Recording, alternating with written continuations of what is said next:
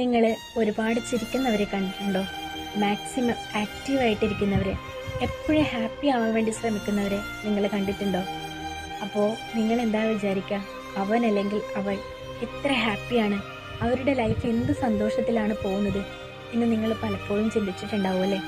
നിങ്ങൾ ഒരു 5 മിനിറ്റ് നേരം അല്ലെങ്കിൽ ഒരു കുറച്ച് സമയം അവരുടെ കൂടെ ഒന്ന് സ്പെൻഡ് ചെയ്യാൻ വേണ്ടിയിട്ട് സമയം കണ്ടെത്തിയിട്ടുണ്ടെങ്കിൽ നിങ്ങൾക്ക് മനസ്സിലാവും, നിങ്ങൾ അനുഭവിക്കുന്നതിൻ്റെ ഇരട്ടിയിലിരട്ടി അധികം ദുഃഖങ്ങളും സങ്കടങ്ങളും ഒക്കെ അവരാണ് അനുഭവിക്കുന്നത്.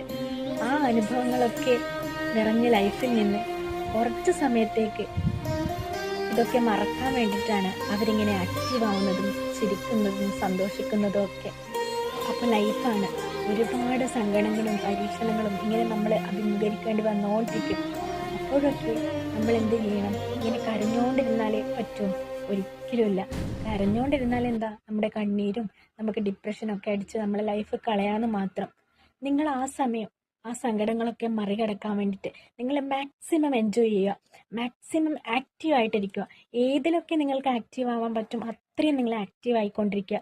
അതുപോലെ തന്നെ നിങ്ങൾ എപ്പോഴും ചിരിച്ചുകൊണ്ടിരിക്കുക. അപ്പോൾ തന്നെ നമുക്ക് നമ്മുടെ ഉള്ളിലെ ആ സങ്കടങ്ങൾക്കൊക്കെ ഒരു പരിധി വരെ മാറ്റം വരുത്താൻ പറ്റും. എല്ലാ സങ്കടങ്ങളും അങ്ങനെ പോകുന്നല്ല, നമ്മളിങ്ങനെ ആക്റ്റീവ് ആയിക്കൊണ്ടിരിക്കുമ്പോഴും ചിരിച്ചുകൊണ്ടിരിക്കുമ്പോഴും നമ്മുടെ ദുഃഖത്തിൻ്റെ കുറച്ച് ദുഃഖം നമുക്ക് ഒന്ന് മാറ്റിയെടുക്കാൻ പറ്റുമെന്ന് എനിക്ക് പലപ്പോഴും തോന്നിയിട്ടുണ്ട്. അപ്പോൾ ലൈഫാണ്, സങ്കടങ്ങൾ ഉണ്ടാവും. അപ്പോഴും നിങ്ങൾ എന്ത് വേണം? ഹാപ്പി ആയിട്ടിരിക്കാൻ ശ്രമിക്കുക.